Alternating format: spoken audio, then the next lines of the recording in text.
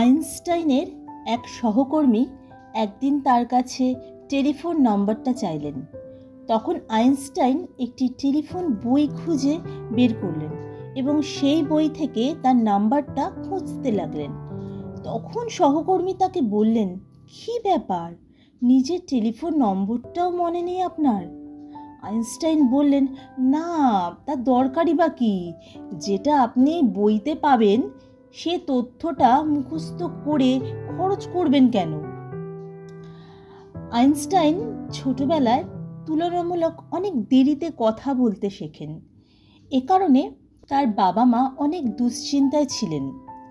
একদিন রাতে খাবার টেবিলে বসে সকলে খাচ্ছেন, এমন সময় বালক আইনস্টাইন চিৎকার করে বললেন, এই স্যুপটা গরম, বড্ড গরম। তার বাবা মা যেন হাঁফ ছেড়ে বাঁচলেন। ছেলের মুখে প্রথম কথা শুনে বাবা মা বেশ অবাক হয়ে তাকে জিজ্ঞাসা করলেন, আগে তুমি কথা বলনি কেন? উত্তরে আইনস্টাইন বললেন, কারণ এর আগে তো সব ঠিকই ছিল।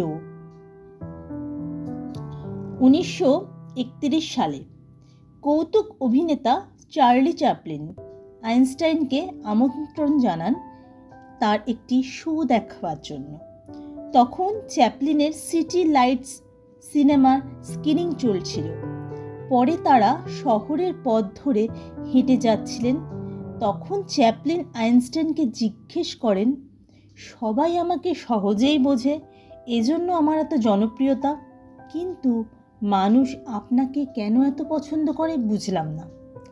আইনস্টাইন সহাস্যে প্রত্যুত্তর জানালেন, কেউ আমাকে সহজে বুঝতেই পারে না, সেই জন্যই আমার এত জনপ্রিয়তা। একবার আইনস্টাইন ট্রেনে চেপে যাচ্ছিলেন। চেকার সকলের টিকিট চেক করার জন্য এক পর্যায়ে আইনস্টাইনের কাছে এসে টিকিট দেখতে চাইলেন, কিন্তু আইনস্টাইন তার টিকিটটি খুঁজে পাচ্ছিলেন না। চেকার আইনস্টাইনকে চিনতে পেরে বললেন, স্যার, আপনাকে আমি চিনতে পেরেছি, আপনি নিশ্চয়ই টিকিট কেটে উঠেছেন, আপনাকে টিকিট দেখাতে হবে না।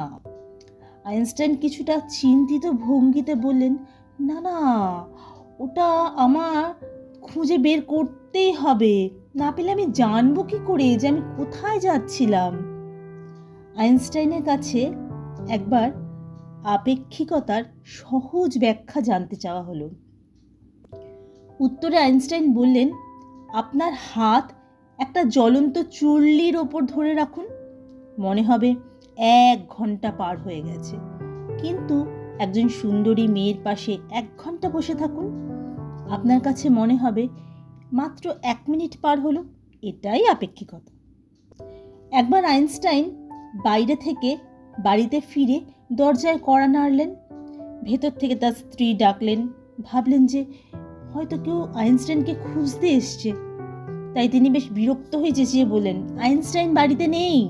ব্যাস, চিন্তিত আইনস্টাইন কোনো কথা না বলে উল্টো হাঁটা ধরলেন। আরও একটি ঘটনা। আইনস্টাইনের যিনি ড্রাইভার ছিলেন তিনি একদিন আইনস্টাইনকে বললেন, আপনি প্রতিটি সভায় যে ভাষণ দেন সেগুলো শুনে শুনে আমার সব মুখস্থ হয়ে গেছে। আইনস্টাইন তো অবাক।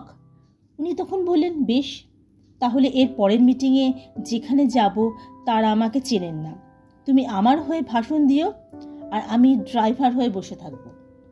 এরপরে সেই সভায় তো ড্রাইভার হুবহু আইনস্টাইনের ভাষায় গড়গড় করে বলে গেলেন। উপস্থিত বিদ্বজনেরা তুমুল করতালি দিলেন। এরপর তারা ড্রাইভারকে আইনস্টাইন ভেবে গাড়িতে পৌঁছে দিতে এলেন। সেই সময় একজন অধ্যাপক ড্রাইভারকে জিজ্ঞাসা করলেন, স্যার, আপেক্ষিকের যে সংজ্ঞাটা বললেন আর একবার সংক্ষেপে বুঝিয়ে দেবেন? আসলে আইনস্টাইন দেখলেন বিপদ, এবার তো ড্রাইভার ধরা পড়ে যাবে। কিন্তু তিনি ড্রাইভারের উত্তর শুনে তাজ্জব বনে গেলেন। ড্রাইভার উত্তর দিল, এ আর এমন কি ব্যাপার, এ তো আমার ড্রাইভারও আপনাকে বুঝিয়ে দিতে পারবে।